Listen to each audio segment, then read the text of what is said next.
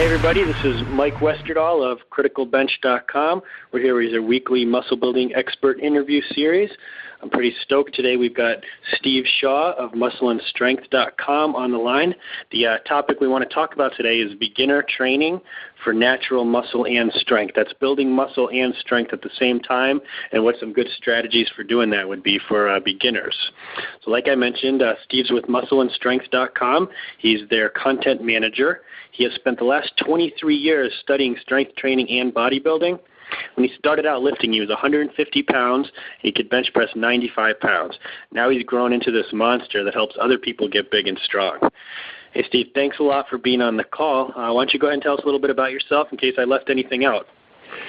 Sure, Mike. I was a pretty typical teenager. You know, I had my concrete weightlifting set, and I played around with that for like 3 years and made no progress whatsoever, as most of us do. And when I went off to college, I went to a real small school in New Mexico, and they had a really nice weight training facility, and no one ever trained there, so I got to play around a little bit by myself. And I fell under the tutelage of an English professor there by the name of Dr. Michael Gilbertson, and he taught me the most important lesson of my life, and that was you need to squat. So he taught me how to squat, and I use some of his tips today, and still today when I squat. But ever since that day, I've been training hard and heavy, and went from your typical small bone skinny guy to a fairly strong guy for my age and size. How old were you when you started training? I was 18, first year of college when I first started seriously training. Oh, cool. And how much do you weigh now, if you're 150 pounds then? Let's just say I weigh a little bit over 250 right now.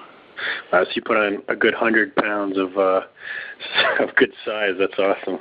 Yeah, I've gone up over 270 at times, but I'm trying to get down to 220 right now. Yeah, definitely a balance. So, what do you do at MuscleAndStrength.com? You're the content manager. What's that like for you? Do you have anything, favorite things you do on the site? Absolutely. One of the great things about Muscle and Strength is I get to work with natural athletes. I appreciate, the pro side of the sport, but I get a chance with Muscle and Strength to help promote the natural side, and I get to interview the naturals, do podcasts with the naturals, profile the naturals, put their articles up.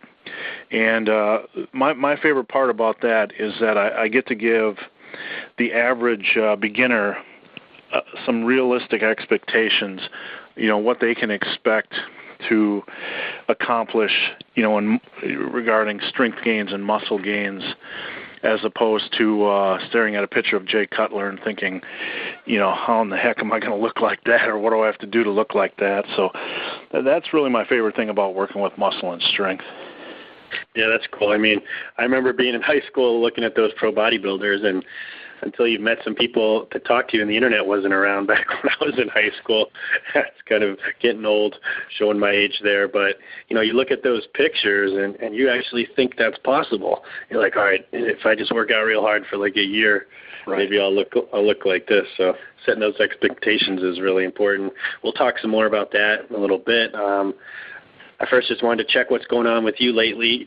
Reading your bio, it said that you were training for 100% raw powerlifting, but then I think you mentioned you're also training for bodybuilding competition. So where are you standing with that now? What do you have coming up this year?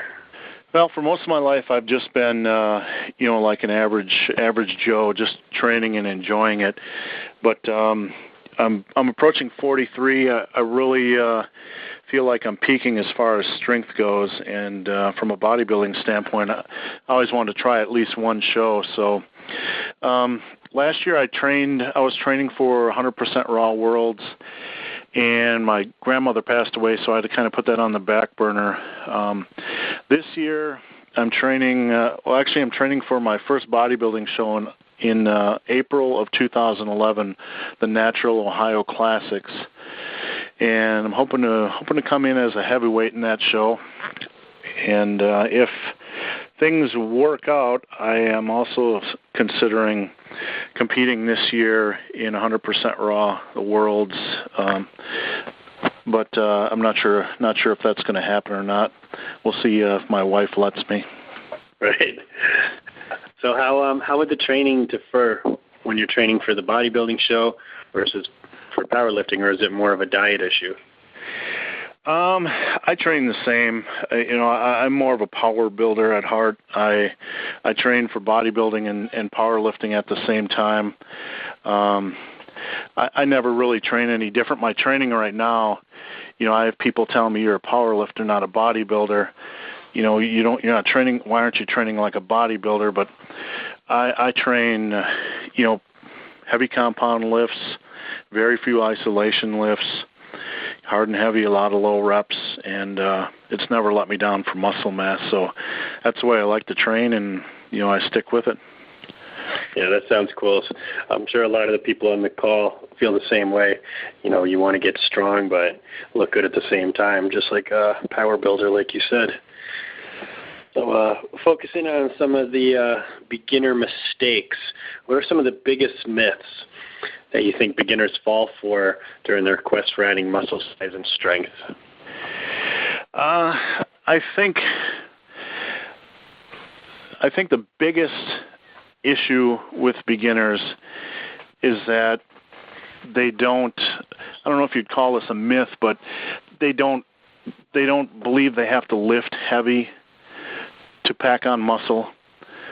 I mean, obviously one of the biggest problems with beginners and guys that are at gyms is they don't eat enough to pack on muscle and strength, or they don't eat properly to pack on muscle and strength. But I think one of the biggest issues, or one of the biggest myths, is that they don't believe they need to get strong, to get big.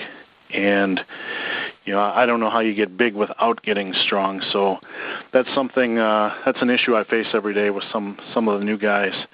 Just trying to tell them, no matter how you train, whether it's Mike Mentzer's heavy duty system or dog crap training, you got to get stronger. It doesn't matter what system you're using, you got to get stronger. Definitely. I 100% believe in that same thing. That's what I say in my critical bench program. Use the big, heavy compound movements, do your lower reps, get stronger, and your body's going to have to adapt and grow muscle to compensate for that. So I'm totally on the same page with you on that. And the food for sure, too. People think they're eating a lot when they're not. I mean, you got to eat a lot of food to grow. Well, I could tell you, Mike, one of the things I'm sure you run into is that you see this myth running around that, low reps or lower reps don't build, muscle mass.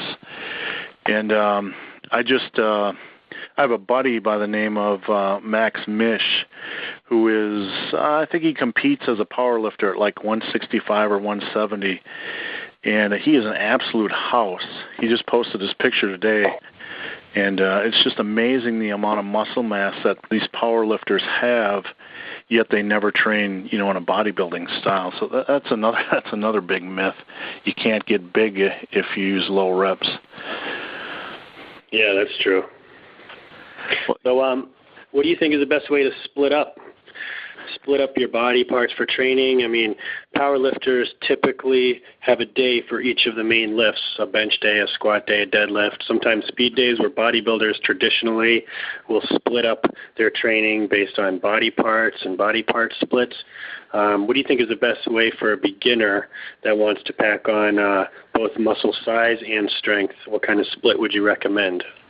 For a pure beginner, I am a really big fan of using a full body approach.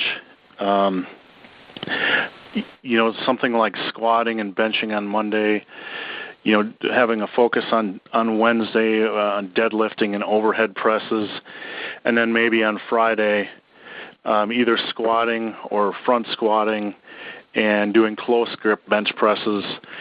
If I had a beginner to train, those would be the staples of the Monday, Wednesday, Friday, full body approach. Just, exercises, heavy pressing and posterior chain exercises as the core, and very little direct, isolation type movements. I'd throw in, a barbell curls on one day, calves on one day, abs on one day, just to appease them, so to speak, because it's hard for some of the young guys to train and not, have their beach work in there. But definitely heavy compound lifts. I'm a real big believer in the old school full body style of training, especially for a beginner. Yeah, I'm on the same viewpoint. I'm just wondering, with an advanced trainee, that's when you start giving your body more rest before you hit the same muscles again. How come a beginner can handle full body workouts several times a week? Is that because they're doing less sets, or because it's only 3 days a week, or why do you recommend the full body? Well, for a couple of reasons. Number one, they aren't using heavy weight, so it's not taxing. It's not taxing things like their central nervous system as strongly as an advanced lifter. I don't want to be mistaken and have people think I advocate a lot of volume, on the Monday, Wednesday, Friday approach. When I look at training, whether you're training weekly or on a split or on a full body approach, I look at the same weekly training volume. So if you're on a bodybuilding split, doing 12 sets a week, one day a week, if you're on a full body routine, you'd be doing something like 3-4 sets a day for that type of body part. So it's the same weekly volume. It's just a little lighter each day. And I think a beginner is able to handle that more just because they don't have the heavy weight, the strain from the heavy weight. That makes sense. So as far as reps go, would you start them with a little bit higher reps just to get the movement down and make sure their form is right, or what do you recommend for the reps? If they're a rank beginner, I would have them, doing 10 rep sets, somewhere in that range, just to get the form down. Once they, I like a little bit of a break-in period before they start going, full bore on their sets. Of a month or two, so they can get those stabilizer muscles accustomed to lifting. So basically, the first couple of weeks, 10 rep sets, and then, for the next month or so, have them slowly add weight just to get the feel for each individual exercise. Like on bench, maybe they're starting out at 95 pounds, and as you add like 5-10 pounds a week, you can start to get a feel for what your limits are and when the lift starts to become taxing. So I like to have them slowly transition up the weight scale till they find something that's starting to really tax them or work them, and then from there, I'm a big fan.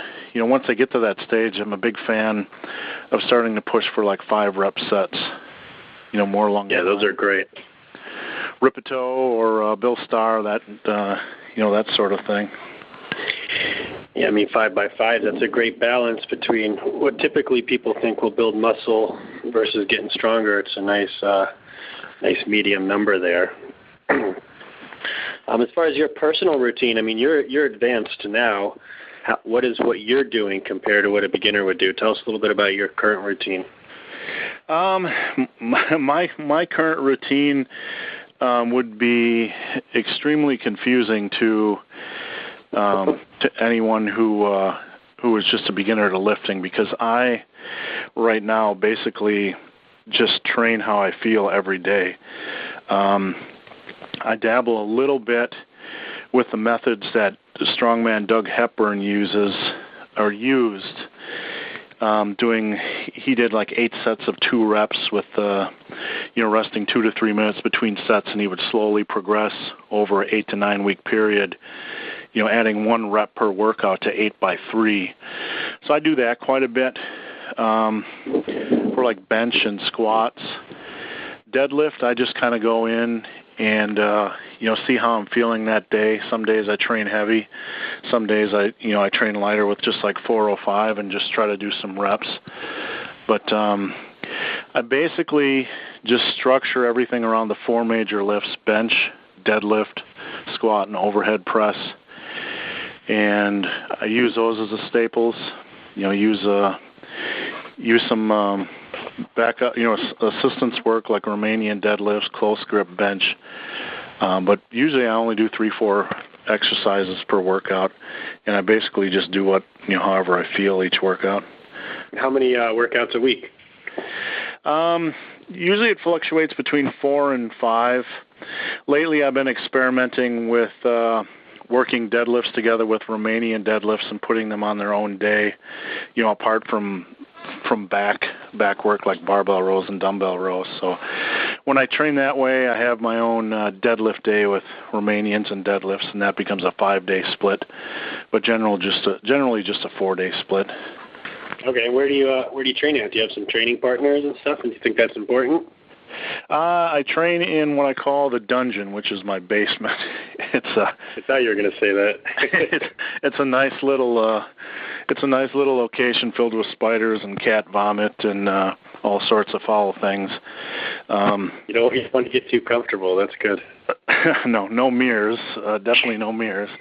I train in my basement. I have a pretty minimal setup, a squat rack, a bench unit, and a bench that on wheels that rolls around. And I'm so accustomed to training by myself that I train that way. Know my limits, and rarely ever take a set where even if I fail, I have everything set up so it'll catch me so I don't die. You said you're married though, right? Yes. So I was just thinking, you work from home, you work out at home, you do your interviews on the phone. If something were to happen to you, your wife would find you though, right? Yeah, she definitely would. All right, cool. I don't have to worry about you then. No. So next question. We were talking earlier a little bit about expectations and what's realistic for people just starting out working out. How much muscle mass do you think a beginner can put on when they first start out? Like you said, you were 150 pounds when you started. How fast did you start gaining muscle at first? Man, I gained it faster than I can even I ever could have imagined. I was just a twig. I have my wrist size is like 6.4 inches, so I'm on the lower end of the the scale as far as bone size. And in a year and a half, when I came back home from college, people were asking me if I was on steroids, and I think I gained 25 pounds of muscle in my first 2 years of lifting. I think if I had somebody to train from scratch, that I could easily, get them 20 pounds of pure muscle in 2 years, even if they were, what they consider a self-proclaimed hard gainer. I'm pretty confident that I could squat them into some growth, squat and deadlift them into some growth. Yeah. I'm pretty confident. 20 pounds in 2 years, I think that's doable. Sorry, that's my dog going crazy. You heard the door. All right. All right, go ahead. Sorry about that. No, I was done. That's it. Yeah, 20 pounds. That's definitely a lot of muscle to put on. Well, if they would follow my eating program too, that's a big if. Yeah, I know. It's tough making people eat. I remember force feeding in high school, drinking this stuff called Mega Mass, weight gainer shakes and stuff. Oh, just Lord! I was puny in high school too, like 155 pounds, trying to gain weight to play football. Well, please tell me that wasn't made by GNC. Oh man, I don't remember. That would have been some nasty stuff then. I've never tried a GNC weight gainer. It was bad. They didn't even have good weight gainers back then. I mean, it was really gross. No, they didn't even have good protein powder back then. I couldn't imagine what a weight gainer would have tasted like. I was pretty lucky in college. I always went to the lunchroom at the end of the eating periods, and for some reason down in New Mexico they always had cheesecake for dessert. So I would have my big meal of burritos and whole milk, and then the lunch ladies would always tell me, eat the cheesecake, and I had no problem. I had no problem complying, so that was my bulking food. That's funny. At my college at Central Connecticut, they used to have entire pies that were on the rack, and they cut them into pieces and put them on plates, and I would just like take the whole pie and stick it in my backpack. And that works. I'm just doing so much running and lifting with football. I was still staying lean. It didn't matter. Yeah, exactly. In college, when I made all these gains, I would literally go and play basketball for an hour after lifting. I didn't, there was no should you do cardio before or after lifting or first thing in the morning or hit or lit or any of that crazy stuff. You just went out and ate like a fool and exercised. Yeah, I mean, you exercise like crazy, you lift weights, you just, play and have fun, and you wind up, I think that works a lot better than trying to restrict your calories and time exactly how much cardio you should do. I think the more you eat, the harder you work out, it all evens out. Yeah, a lot of these guys are trying to micromanage things, down to, should I clean bulk at 300 calories above, blah, blah, blah. You can definitely go that way. But, I'm a firm believer that if you want as fast as gains as possible, there's no need to burden yourself with, like, calories. You don't have to eat like a pig either, but, no need to turn yourself into obsessive-compulsive right out of the gate. Right, and I mean, pies and cheesecake probably isn't a good recommendation for anybody out there. There's bad weights you can put on too. So trying to eat the clean foods like, proteins, get your carbs and your unsaturated fats too. Just stay away from the sugars and the saturated fats and things like that. Just try to get good quality food, not so much all these desserts and stuff we're joking around about. Yeah, exactly. Guys that tell me they have a hard time eating enough during the day, now I tell them, number one, whole milk. Number two, grab some almonds and snack on them when you're hungry. And if you want a nice dessert, get yourself some natural peanut butter and some dark chocolate and just slap them all together. And you can have a few hundred calories without. It's a little healthier than eating cheesecake at least. Yeah, for sure. So how much are you eating now? If you said you're trying to lose weight, have you had trying to keep track of your calories, or are you just trying to eat a little cleaner? I've been in the lifting realm for so long that I can't not track calories on a daily basis. It's just a mental illness. But usually I eat 2,400 to 2,600 a day, and that'll cause me to lose 2 to 3 pounds a week. Which, generally you hear bodybuilders say don't lose more than 2 pounds a week, but I can pretty much do whatever I want down to about 220 and I won't lose any muscle. So it's, oh, really? That's a pretty safe area for me.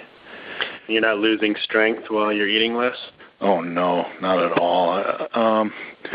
I've been cutting weight all year, and at the beginning of the year, my strength gains were still going up.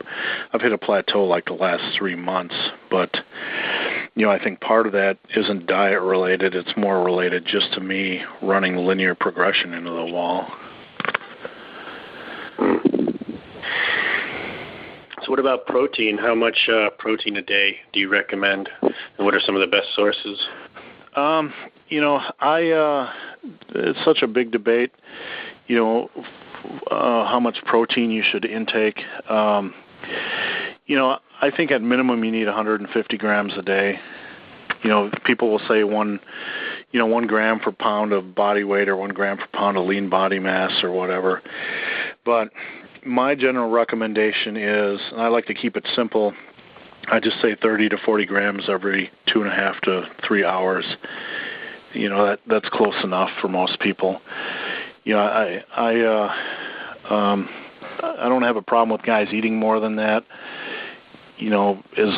I'd rather see them eating a little bit more protein than trying to, stuff an excessive amount of, wild rice down their throat when they don't really want it. But, right.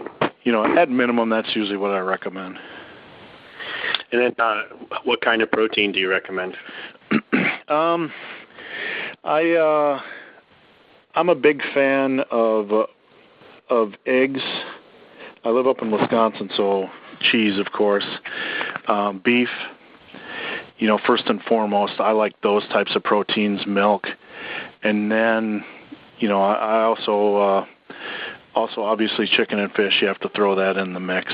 I like to see the guys at least get 3 whole food meals, breakfast, lunch, and dinner with some different type of protein source, chicken, fish, and beef.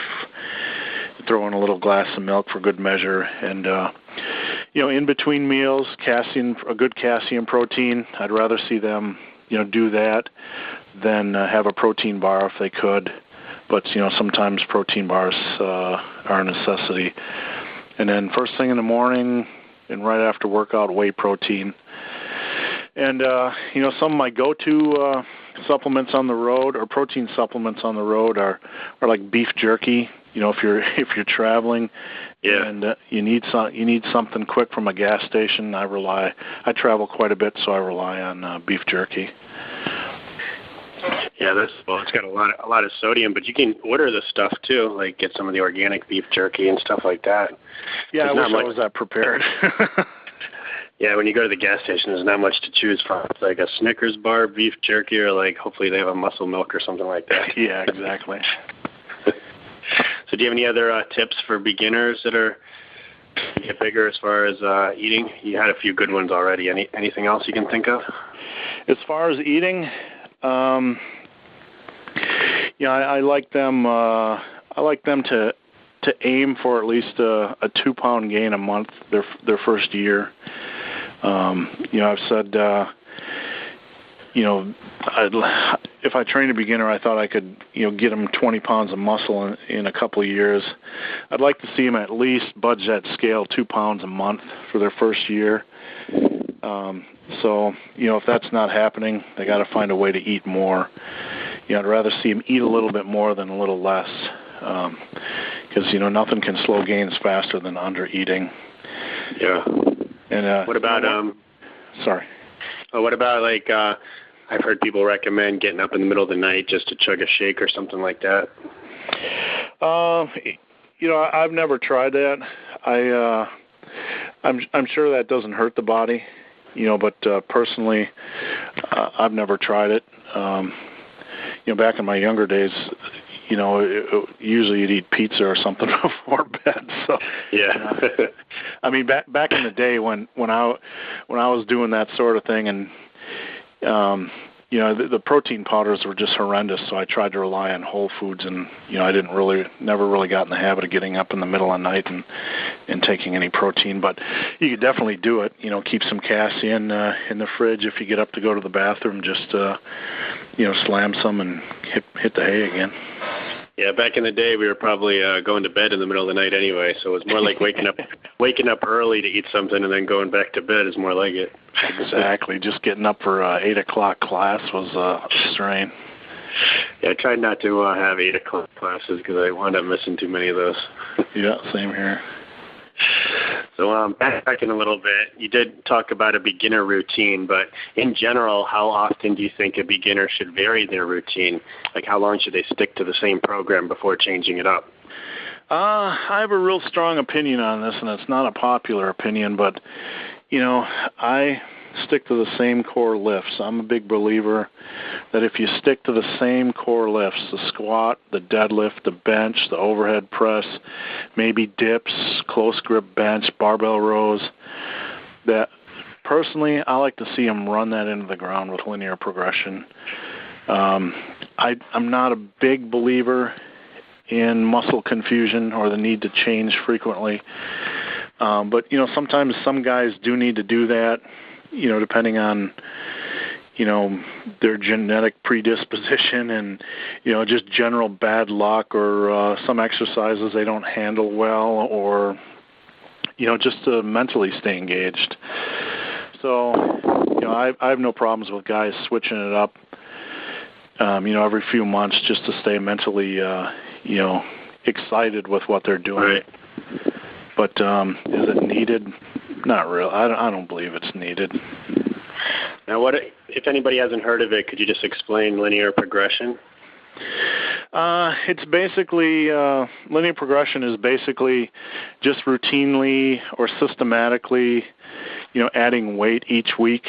Like when you're a beginner and you start out, say doing 95 pounds with the bench press.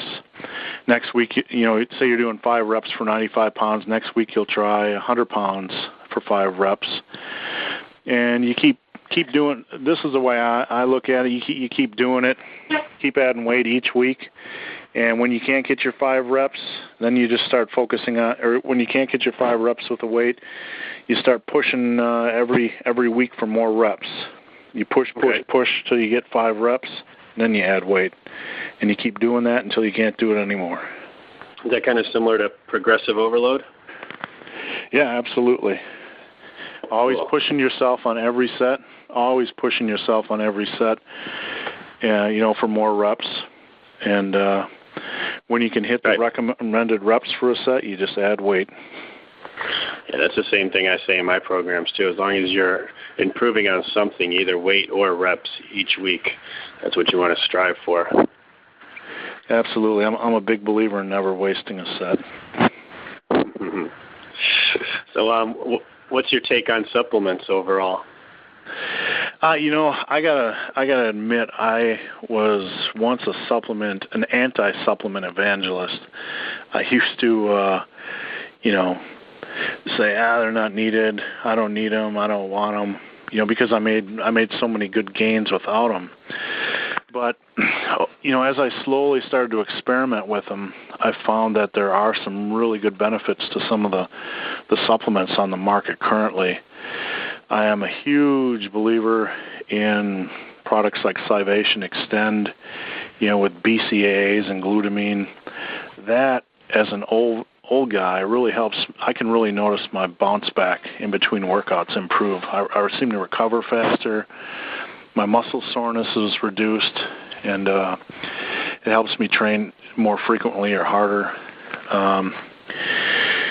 I'm a big believer in essentials. You get your whey and casein protein, then you add fish oil and a good quality multivitamin, not something like your Centrums, but something that is made by a good bodybuilding type supplement company. Once you got those foundations, then you can start adding in creatine. I think everybody should at least try creatine. And if energy becomes an issue, and we all have stresses in life where you don't always have 100% energy every time you're going to hit the gym because of school or work, there are a killer amount of pre-workout supplements right now that just do the job. So that's the next progressive step for me. I'm addicted to pre-workout supplements, especially at my age. So for that extend supplement you're talking about, that sounds like one of those like male enhancements. Yeah, it does kind of sound like that. But what did you say is in that again? Glutamine and BCAAs? BCAAs, glutamine, and a few other things, a few other vitamins. Do you feel like it helps with recovery? Yeah, it definitely helps for me, it helps with recovery and muscle soreness. And since I've been using it, I've been able to, you usually have that problem when you squat heavy, that when you go to the bathroom the next day, you have issues sitting down. Right. But I haven't had extreme soreness since using that, since. So it's a good quality of life supplement. Yeah, those are some good ones you mentioned. Since you are the content manager over at Muscle and Strength, what's the latest stuff? Are there any new cutting-edge supplements that seem to be getting good reviews or people are having good results with that maybe a lot of us haven't heard about yet? The biggest one lately, the biggest supplement lately has been actually made by the company that makes Extend, the product we were just talking about, and that's Scivation, and this product is Quake 10.0. It's a new pre-workout supplement. I've been using it for the last 2 months, and I really like it. It jumped right to the top of my list as far as quality products go. And there's some other exciting things out there that really catch my eye. There's a supplement company called Betancourt Nutrition, and they're coming out with a lot of products that are like gummy based, like gummy glutamine and gummy creatine. And if you've ever been a pill-popping supplement addict, you can really appreciate chewing a gummy bear instead of popping pills all the time. Yeah, that's pretty cool. It's actually pretty annoying to have to take like 10, 20 pills a day. Yeah, exactly. Or per mealtime. So what's in the Quake 10.0? Is that nitric oxide in it, or what's in it that makes it good for pre-workout? It actually doesn't have nitric oxide in it. Just give me 1 second here. I'm going to pull it up on the web. Yeah, sure. It's got a little bit of creatine, a little bit of beta-alanine, which obviously are good for workout energy and pumps. It has some energy boosters, citric acid, caffeine, 1,3-dimethyl lalamine, and other things like NAC, vitamin C, vitamin E, ALA. It's got a whole cocktail of supplements. Quite frankly, I don't know how in the heck these scientists even decide how to put these things together. But the combination just gives me a good, clean energy, and allows me just to keep training at my age. After an hour, I could do more if I wanted to, which is really nice. That's cool. Now, do you recommend like some of these supplements or some of the staples you mentioned earlier for people that are just starting out, or is that more for people that are a little bit more advanced? For a beginner, I want them to have a decent protein powder that they like. I would like to see them have a casein and a whey, just as a good, available for them when they need it. And for beginners, I always say get your quality multivitamin and get your fish oil. I'm really a big believer in fish oil. And I don't necessarily want them to jump in to the deep end of the supplement pool. I want them. It's more important for me that they learn how to train and that they learn how to eat, and that they have a good nutritional foundation, with their multivitamin and their proteins. And then once they learn how to train and they're making gains, in the scale and in strength, then it's time, they can start playing around with creatine and nitric oxide and things like that, just, to enhance what they're doing already. Yeah, that makes sense. Now, there's got to be some supplements that you just know don't work or you're just not a fan of. Are there any ones that you kind of want to warn people about? Yeah. Or they're just too hyped up, they're not as great as they seem? Yeah, I told you I used to be a pretty big supplement, an anti-supplement evangelist, and I think we've all been, blindsided by the bunk claims of, 10-pound gains in 8 weeks or, all that kind of nonsense. There are plenty of products like that out there on the market right now, and to be frank, I couldn't even name any of them, because I tend to just click through them. And there's also some definite scammers out there, in the market. But, basically anything that makes an extreme claim of gains, I tend to stay away from. Gains come from training and eating, and supplements just help that process. Right. What about like the ones that have like steroid names and stuff like that? Yeah, those you definitely want to avoid. I hate to generalize because I'm sure. You can't say that just because a product sounds like a fake steroid that it's useless. It might actually have some good ingredients in it, but you better be darn careful if it sounds like decabalderone or something. You want to make sure you know what's in it. Yeah, that's true. I agree with you there. So, what else is going on with your life lately? You got anything cool happening? You going to the Olympia this year or anything? I'd like to make it to the Olympia sooner or later. For me right now, the exciting things that I'm involved with are traveling around to see some natural shows and getting to meet some of the natural athletes. I've been to 3 shows this year and doing a couple more. And just really enjoying supporting the natural side of the sport. and seeing the people putting in, whether you're involved with natural bodybuilding or pro bodybuilding or powerlifting or whatever, I'm just a big believer in supporting the sport because these guys need support. These are great sports, and so many people like the sports and practice the sports but don't go to shows or contests or support these athletes. So I'm really enjoying doing that right now. That sounds fun. So you go, what do? Take pictures and interview people and just kind of give exposure to the events? Yeah, usually I try to attend a show with somebody I know who's going to be competing, and we'll do like a night before interview, and we'll do an interview right before they hit the stage and an interview after the stage and that sort of thing. And after we're done, we'll throw it together in an article and put it out there for public consumption. Sounds like a dream job right there. Yeah, it is. You have no idea. Cool. So if you could just have everybody remember just one tip from this interview or walk away with one really important thing you'd like them to remember from this call, what would that one thing be? The one biggest tip would be never waste a set. Always push for more on every set, especially as a beginner. That might change when you become a late intermediate to advanced lifter, but as a beginner, unless you're injured, always push for more on every set. Great advice. Can't argue with that. Thanks a lot for taking the time and chatting with us today, Steve.